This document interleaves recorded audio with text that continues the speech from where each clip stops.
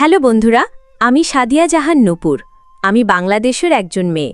আজ তোমাদের আমার জীবনের এক অসাধারণ ভালোবাসার গল্প শোনাতে এসেছি, যে গল্পে লুকিয়ে আছে অনেক প্রতীক্ষা, অনেক চাওয়া আর অবশেষে পরম প্রাপ্তির আনন্দ। তখন আমি কলেজে পড়তাম। আমার জীবনটা সাধারণ আর ৮-১০টা মেয়ের মতোই ছিল।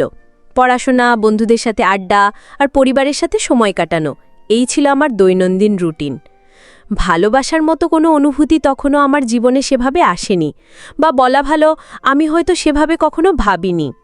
একদিন কলেজে যাওয়ার পথে আমি আর আমার বান্ধবী সুমি হেঁটে যাচ্ছিলাম।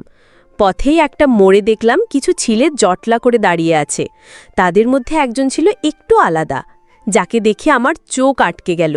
শ্যামলা গায়ের রং, লম্বা আর সুঠাম দেহের গড়ন আর চোখের গভীরতা যেন অন্যরকম এক আকর্ষণ তৈরি করছিল। সে আমার দিকে তাকিয়েছিল, আর আমার মনে হলো যেন এক পলকে সে আমার ভেতরের সবটুকু দেখে ফেলেছে। সেদিন প্রথমবার অপরিচিত একজন মানুষের দিকে তাকিয়ে আমার হৃদস্পন্দন একটু হলেও দ্রুত হলো। পরের কয়েকদিন কলেজে যাওয়ার সময় প্রায় প্রতিদিনই তাকে দেখতে পেতাম। সে হয়তো আমার পথেই দাঁড়িয়ে থাকত, দূর থেকে আমাকে দেখত। প্রথমে আমি তেমন পাত্তা দিতাম না, কারণ আমি জানতাম না তার উদ্দেশ্য কী। কিন্তু তার চোখের সেই একই গভীরতা আর আমাকে দেখার ধরনটা আমাকে ভাবিয়ে তুলত। তার মুখে কোনো কথা ছিল না, শুধু নীরব চাহনিতেই যেন সে অনেক কিছু বলতে চাইত।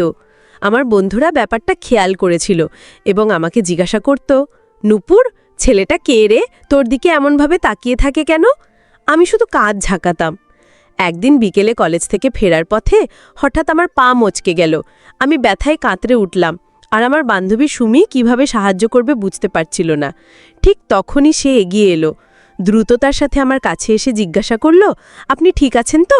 আমি কি সাহায্য করতে পারি? তার গলার স্বরে এক ধরনের দৃঢ়তা আর উদ্বেগ ছিল। আমি কিছুটা অবাক হয়ে তার দিকে তাকালাম।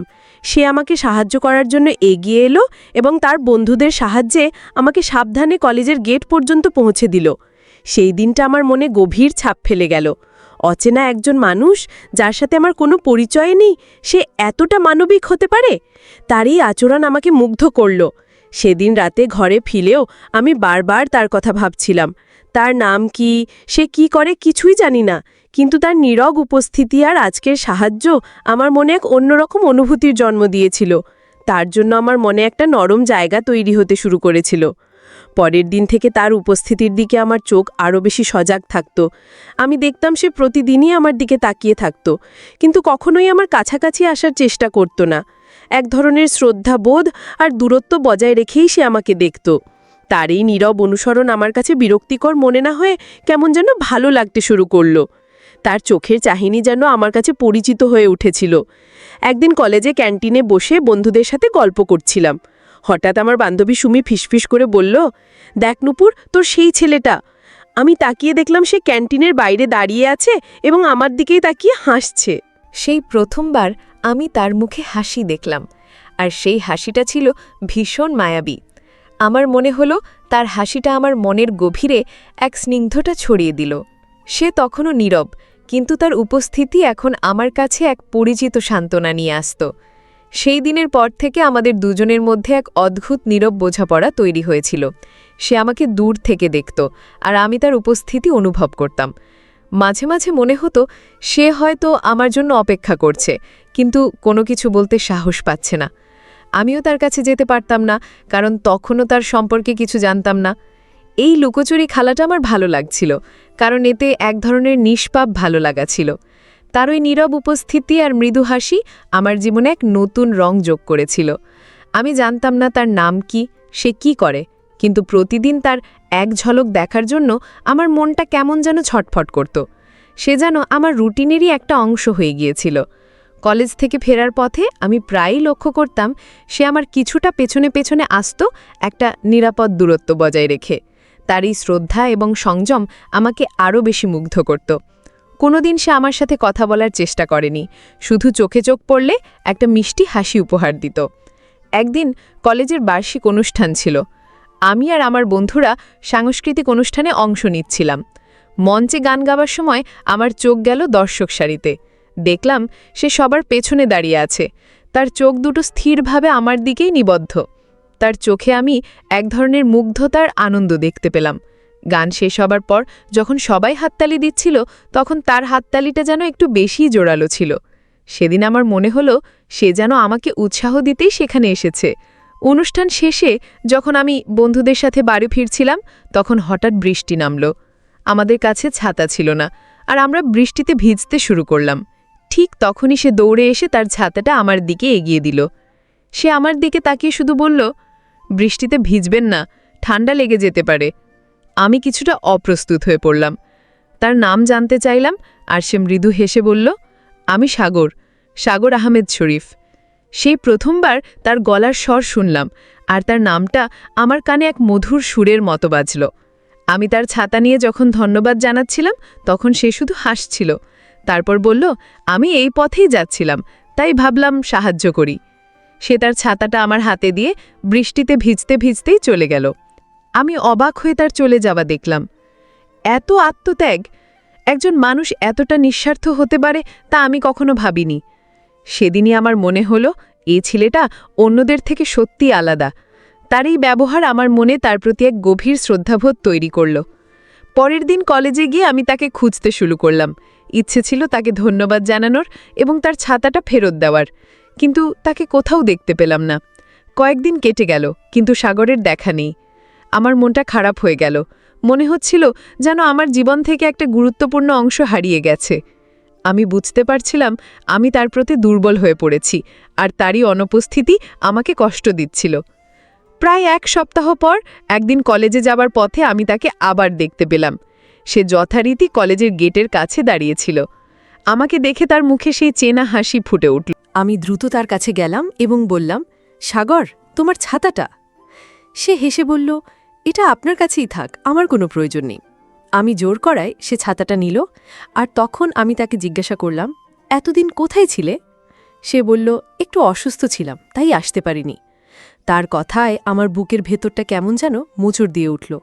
সেই দিনের পর থেকে সাগর আবারও প্রতিদিন আমার পথে আসতে শুরু করল। তবে এবার সে আর শুধু নীরব দর্শক ছিল না। মাঝে মাঝে তার সাথে আমার কিছু টুকটাক কথা হতো, তবে সেগুলো খুব সামান্যই। সে আমার পড়াশোনার খোঁজ খবর নিত বা আমি কেমন আছি জিজ্ঞাসা করত। তার সহজ আর সাবলীল কথাবার্তা আমাকে খুব টানত। আমি বুঝতে পারছিলাম আমি ধীরে ধীরে তার প্রেমে পড়তে শুরু করেছি। তার প্রতি আমার ভালো লাগাটা এখন আর শুধু মুগ্ধতা ছিল না, তা গভীর ভালোবাসার দিকেই মোড় নিচ্ছিল। একদিন বিকেলে আমি লাইব্রেরিতে বই খুঁজতে গিয়েছি। হঠাৎ দেখি সাগরও সেখানে এসেছে। সে আমার পাশে এসে দাঁড়ালো এবং বলল, কোন বই খুঁজছেন? আমি কি সাহায্য করতে পারি? তার এই হঠাৎ উপস্থিতি আমাকে অবাক করল। সেদিন আমরা অনেকক্ষণ ধরে কথা বললাম। সে তার শখ, ভবিষ্যৎ পরিকল্পনা আর স্বপ্ন নিয়ে কথা বলল। আমি তার কথা মুগ্ধ হয়ে শুনছিলাম। তার সরলতা আর স্পষ্টবাদিতা আমাকে আরও বেশি আকৃষ্ট করল। সেদিন বুঝতে পারলাম আমি শুধু তার নীরব উপস্থিতিকেই ভালোবাসতাম না, তার ব্যক্তিত্ব আর তার ভাবনাগুলো আমাকে ভীষণভাবে আকর্ষণ করছিল। লাইব্রেরিতে সাগরের সাথে কাটানো সেই সময়টা আমার মনে এক নতুন অনুভূতি জাগিয়েছিল। তার সহজবোধ্য কথাবার্তা, তার চিন্তাভাবনা আর তার চোখে দেখা স্বপ্নগুলো আমাকে ভীষণভাবে আকর্ষণ করছিল। আমি বুঝতে পারছিলাম সাগরের প্রতি আমার অনুভূতিটা এখন আর শুধু নিছক ভালো লাগা নয়, এটা এক গভীর ভালোবাসার দিকে ধাবিত হচ্ছে। সে যেন আমার জীবনের এক অবিচ্ছেদ্য অংশ হয়ে উঠছিল, আর তার অনুপস্থিতি আমাকে অস্থির করে তুলত। সাগর প্রতিদিন কলেজে আসার পথে আমার জন্য অপেক্ষা করত। আমরা এখন আর শুধু নীরব দর্শক ছিলাম না, বরং নিজেদের মধ্যে টুকটাক গল্প করতাম। সে আমার পড়াশোনা কেমন চলছে বা আমার দিনের ঘটনাগুলো কি তা জানতে চাইত। তার প্রশ্নগুলো এমন ছিল যে মনে হতো সে সত্যিই আমার সম্পর্কে জানতে আগ্রহী। এই ছোট ছোট কথোপকথনগুলোই আমাদের সম্পর্ককে আরও গভীর করে তুলছিল। আমি ধীরে ধীরে অনুভব করছিলাম আমি তার প্রেমে পাগল হয়ে উঠছি। একদিন বিকেলে কলেজ ছুটির পর আমি আর আমার বান্ধবী সুমি বাসস্ট্যান্ডে বাসের জন্য অপেক্ষা করছিলাম। হঠাৎ করেই একদল ছেলে আমাদের উত্ত্যক্ত করতে শুরু করল। আমরা ভয় পেয়ে গেলাম, আর কি করব বুঝতে পারছিলাম না। ঠিক সেই মুহূর্তে সাগর সেখানে উপস্থিত হল। সে ছেলেদের রুখে দাঁড়ালো এবং কঠোরভাবে তাদের বলল, আপনারা কি করছেন? ওদেরকে বিরক্ত করবেন না। তার দৃঢ় কণ্ঠস্বর এবং সাহসী পদক্ষেপ দেখে ছেলেগুলো ভয়ে সরে গেল। সাগরের এই সাহসী পদক্ষেপ আমাকে মুগ্ধ করল। সে আমাকে রক্ষা করল, আর তার প্রতি আমার বিশ্বাস আরও বেড়ে গেল। সে আমার দিকে তাকিয়ে বলল, আপনি ঠিক আছেন তো? আমি কৃতজ্ঞতা ভরা চোখে তার দিকে তাকালাম। সেদিনই আমি নিশ্চিত হলাম যে সাগর শুধু একজন ভালো মানুষই নয়, সে একজন নির্ভরযোগ্য মানুষও। সে আমার পাশে থাকতে পারে, আমাকে রক্ষা করতে পারে, এই অনুভূতিটা আমাকে ভীষণ শান্তি দিল। এরপর থেকে সাগরের সাথে আমার সম্পর্ক আরও বেশি ঘনিষ্ঠ হলো। সে আমার কলেজের আশেপাশে থাকত, যখনই কোনো প্রয়োজন হতো এগিয়ে আসত। ধীরে ধীরে আমাদের মধ্যে এক ধরনের নির্ভরতা তৈরি হলো। আমি তার উপর ভরসা করতে পারতাম, আর সেও আমার প্রতি তার দায়িত্ববোধ অনুভব করত। আমার বন্ধুরা সাগরের ব্যাপারে জানত, আর তারাও সাগরের ভালো ব্যবহারের প্রশংসা করত। একদিন সাগর আমাকে একটা পার্কে দেখা করতে বলল। আমি কিছুটা দ্বিধা নিয়েই গেলাম। আমার মনে এক ধরনের উত্তেজনা কাজ করছিল। আমি জানতাম না সে কি বলতে চায়, কিন্তু আমার মন বলছিল এটা হয়তো আমাদের সম্পর্কের জন্য একটা গুরুত্বপূর্ণ মুহূর্ত। পার্কে গিয়ে দেখি সাগর আগে থেকেই অপেক্ষা করছে। সে আমাকে দেখে উঠে দাঁড়ালো এবং হাসি মুখে স্বাগত জানালো। আমরা পাশাপাশি বসলাম। সাগর কিছুক্ষণ চুপ করে রইল, তারপর আমার দিকে তাকিয়ে বলল, নূপুর, আমি তোমাকে প্রথম যেদিন দেখেছিলাম সেদিন থেকেই তোমার প্রেমে পড়ে গেছি। তোমার সরলতা, তোমার ব্যক্তিত্ব সব কিছুই আমাকে মুগ্ধ করেছে। আমি জানি না তুমি কি ভাবছ, কিন্তু আমি তোমাকে ভালোবাসি। তার কথাগুলো শুনে আমার বুকটা ধুকধুক করে উঠল। আমার মনে এক ধরনের আনন্দের ঢেউ খেলে গেল। আমি বুঝতে পারছিলাম আমার অনুভূতিগুলো একতরফা ছিল না। আমি তার দিকে তাকিয়ে হাসলাম। আমার মুখে কোনো কথা আসছিল না, কিন্তু আমার চোখের ভাষা যেন সব বলে দিচ্ছিল। সাগর আমার নীরব সম্মতি বুঝতে পারল। সেও হাসল, আর সেই মুহূর্তে মনে হলো যেন আমাদের দুজনের পৃথিবী এক হয়ে গেল। সেই দিনটি ছিল আমাদের ভালোবাসার সম্পর্কের আনুষ্ঠানিক শুরু, যে সম্পর্কের জন্য আমি এতদিন অপেক্ষা করছিলাম। সাগরের ভালোবাসার প্রকাশ আমার জীবনে এক নতুন দিগন্ত উন্মোচন করল। আমরা দুজন একে অপরের প্রতি আমাদের অনুভূতিগুলো জানতে পারলাম, আর আমাদের সম্পর্কটা আরও গভীর হল। আমরা প্রতিদিন কলেজে দেখা করতাম, একসঙ্গে অনেকটা সময় কাটাতাম। সাগর আমাকে নিয়ে বিভিন্ন বিষয়ে আলোচনা করত, আমার স্বপ্নগুলো শুনত, আর আমাকে অনুপ্রেরণা দিত। তার সঙ্গ আমাকে ভীষণ ভালো লাগত, আর আমি বুঝতে পারছিলাম আমি সত্যিই তার প্রেমে ডুবে গেছি। আমাদের সম্পর্কটা ধীরে ধীরে এগিয়ে যাচ্ছিল, আর আমি সাগরের প্রতি আরও বেশি নির্ভরশীল হয়ে পড়ছিলাম। তবে আমার মনে একটা ছোট দ্বিধা ছিল। আমি দেখতে পারছিলাম সাগর আমাকে কতটা ভালোবাসে, কিন্তু আমি নিশ্চিত হতে চাইছিলাম যে এই ভালোবাসাটা কতটা খাঁটি। কারণ আমি আমার জীবনে এমন একজন সঙ্গী চেয়েছিলাম যে আমাকে মন থেকে ভালোবাসবে, বিপদে আমার পাশে থাকবে, আর সারা জীবন আমার হাত ধরে চলবে। তাই আমি সাগরকে একটি পরীক্ষার মধ্যে দিয়ে যাচাই করার সিদ্ধান্ত নিলাম। একদিন আমি সাগরকে বললাম, সাগর, আমি তোমাকে ভালোবাসি, কিন্তু আমি তোমার ভালোবাসার গভীরতাটা বুঝতে চাই। আমি দেখতে চাই তুমি আমাকে কতটা মন থেকে ভালোবাসো। সাগর আমার কথা শুনে কিছুটা অবাক হলো, কিন্তু তার চোখে আমি এক ধরনের দৃঢ়তা দেখতে পেলাম। সে বলল, তুমি যা চাও আমি তাই করব। আমি প্রমাণ করব আমার ভালোবাসা কতটা খাঁটি। তার এই আত্মবিশ্বাসী উত্তর আমাকে মুগ্ধ করল। আমার পরীক্ষাটা কিছুটা ভিন্ন ধরনের ছিল। আমি সাগরকে বললাম যে আমার পরিবার আমার বিয়ে ঠিক করেছে, আর ছেলেকে বেশ অবস্থাপন্ন। আমি তাকে বোঝানোর চেষ্টা করলাম যে আমাদের সম্পর্কটা হয়তো টিকবে না, কারণ আমার পরিবারের পছন্দ অনুযায়ী আমাকে চলতে হবে। আমি তাকে বললাম, সাগর, আমাদের ভবিষ্যৎ হয়তো অনিশ্চিত। তুমি কি আমাকে সত্যি এত বেশি ভালোবাসো যে এই অনিশ্চয়তা সত্ত্বেও আমার পাশে থাকতে রাজি হবে? সাগর আমার কথা শুনে প্রথমে কিছুটা চুপ হয়ে গেল। আমি তার চোখে এক ধরনের কষ্ট দেখতে পেলাম, কিন্তু মুহূর্তের মধ্যেই সেই কষ্টটা দৃঢ় সংকল্পে রূপান্তরিত হলো। সে আমার হাত ধরে বলল, নূপুর, আমি তোমাকে ভালোবাসি। কোনো পরিস্থিতি বা কোনো সামাজিক চাপ আমাকে তোমার থেকে দূরে সরিয়ে রাখতে পারবে না। যদি সত্যি এমন কিছু হয়, আমি তোমার পরিবারের সাথে কথা বলবো, তাদের বোঝাবো, আর তোমার হাত কিছুতেই ছাড়বো না। তার কথাগুলো আমার হৃদয়ে গভীরভাবে দাগ কাটল। আমি সাগরকে আরও বললাম যে আমার পরিবার চায় না আমি পড়াশোনা চালিয়ে যাই, বরং তারা চায় আমি বিয়ের পর সংসারের দিকে মন দিই। এই কথাটা আমার জন্য একটা বড় পরীক্ষা ছিল, কারণ পড়াশোনা আমার কাছে খুবই গুরুত্বপূর্ণ ছিল। আমি চেয়েছিলাম দেখতে সাগর আমার স্বপ্নগুলোকে কতটা মূল্য দেয়। সাগর আমার দিকে তাকিয়ে বলল, তোমার পড়াশোনা তোমার অধিকার, তোমার স্বপ্ন। আমি তোমাকে কোনোভাবেই তোমার স্বপ্ন থেকে বঞ্চিত হতে দেব না, বরং আমি চাই তুমি আরও বড় হও, তোমার স্বপ্ন পূরণ করো। সাগরের এই উত্তরগুলো আমাকে এতটাই প্রভাবিত করল যে আমার আর কোনো সন্দেহ রইল না। আমি বুঝতে পারছিলাম সাগর সত্যি আমাকে মন থেকে ভালোবাসে। সে আমার স্বপ্নগুলোকে মূল্য দেয়, আমার পাশে দাঁড়াতে প্রস্তুত, আর আমাকে যে কোনো প্রতিকূলতা থেকে রক্ষা করতে চায়। তার ভালোবাসা নিঃস্বার্থ আর গভীর ছিল, যা আমি এতদিন খুঁজেছিলাম। আমি সেদিনই নিশ্চিত হলাম যে সাগরই সেই মানুষ যাকে আমি সারা জীবন পাশে চেয়েছিলাম। আমার এই পরীক্ষাটা ছিল আমার জীবনের সবচেয়ে গুরুত্বপূর্ণ সিদ্ধান্তগুলোর মধ্যে একটি। সাগরের কথায়, তার ধৈর্যে এবং আমার স্বপ্নগুলোর প্রতি তার শ্রদ্ধাবোধে আমি এক ধরনের মানসিক শান্তি পেলাম। আমি চোখ বন্ধ করে অনুভব করতে পারলাম যে সাগরই আমার জন্য সঠিক মানুষ, আর তার সাথেই আমার জীবনের পথ চলা হবে সুন্দর ও সফল। সাগরের ভালোবাসার পরীক্ষা নেওয়ার পর আমার মনে আর কোনো সংশয় ছিল না। আমি নিশ্চিত ছিলাম যে সাগরই আমার জীবনের সেই মানুষ যে আমাকে নিঃস্বার্থভাবে ভালোবাসে এবং আমার স্বপ্নগুলোকে সম্মান করে।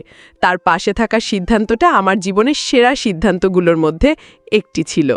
আমি দ্রুত আমার পরিবারকে সাগরের কথা জানাতে মনস্থির করলাম, কারণ আমি জানতাম আমার মা-বাবা সবসময় আমার খুশিতেই খুশি হন।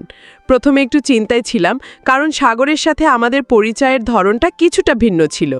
কিন্তু যখন আমি আমার মা-বাবাকে সব খুলে বললাম, তারা সাগরের ধৈর্য, সাহস আর আমার প্রতি তার ভালোবাসার কথা শুনে খুব খুশি হলেন। তারা বললেন, ভালোবাসা যদি খাঁটি হয় তবে তার সব বাধাই পেরিয়ে যায়। তারা সাগরের সাথে দেখা করতে চাইলেন, আর আমি সাগরের পরিবারকেও আমাদের সম্পর্কের কথা জানানোর জন্য বললাম। উভয় পরিবারই খুব ইতিবাচকভাবে আমাদের সম্পর্ককে গ্রহণ করল, যা আমাদের জন্য এক বিরাট স্বস্তির ছিল।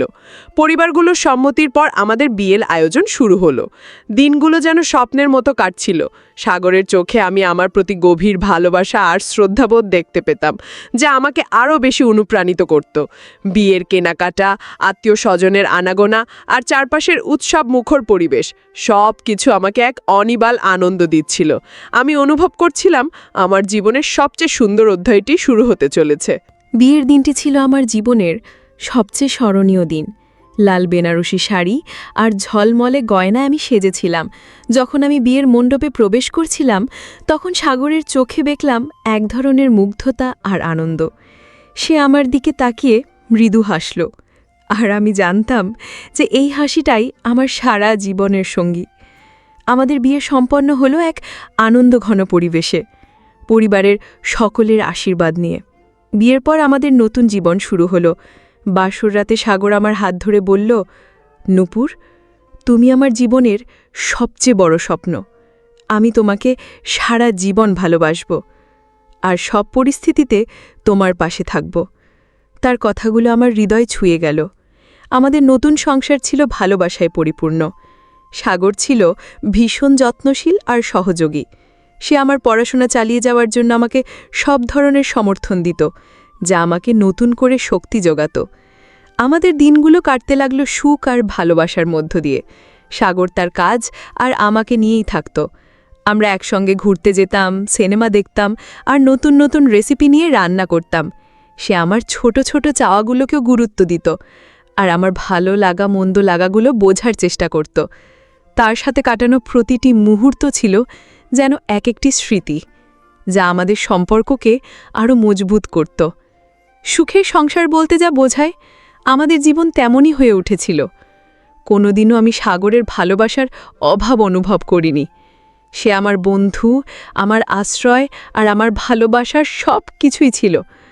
আমাদের ভালোবাসার গল্পটা হয়তো সাধারণ, কিন্তু এর গভীরে লুকিয়েছিল অসামান্য বিশ্বাস, শ্রদ্ধা আর একে অপরের প্রতি অবিচল আস্থা। আমরা দুজনেই বিশ্বাস করতাম যে কোনো সম্পর্কের ভিত্তি হল বিশ্বাস আর সম্মান, আর এই দুটো জিনিসই আমাদের সম্পর্কের মূল চালিকা শক্তি ছিল। এই গল্পের শিক্ষণীয় দিক হল, ভালোবাসা কেবল বাহ্যিক সৌন্দর্য সীমাবদ্ধ নয়, বরং এটি অন্তর থেকে উৎসৃত একটি অনুভূতি যা ধৈর্য, বিশ্বাস এবং সম্মানের মধ্য দিয়ে পূর্ণতা লাভ করে। সত্যিকারের ভালোবাসা কখনো কঠিন পরিস্থিতিতে ভেঙে পড়ে না, বরং আরও মজবুত হয়। নিজের স্বপ্নের প্রতি অবিচল থাকা এবং সঠিক জীবনসঙ্গী বেছে নেওয়া একটি সুখী ও সফল জীবনের জন্য অপরিহার্য। বন্ধুরা, ভিডিওটি ভালো লাগলে লাইক, কমেন্ট, শেয়ার করে অবশ্যই আমাকে সাপোর্ট করবা। সবাইকে ধন্যবাদ।